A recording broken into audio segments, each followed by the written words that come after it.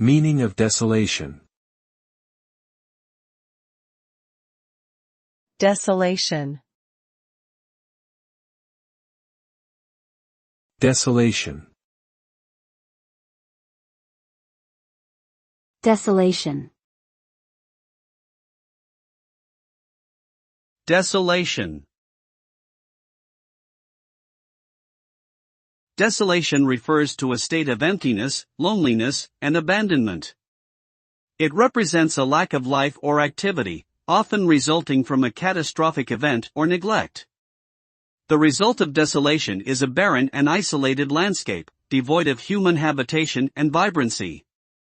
It evokes feelings of sadness, despair, and hopelessness, with little prospect for improvement.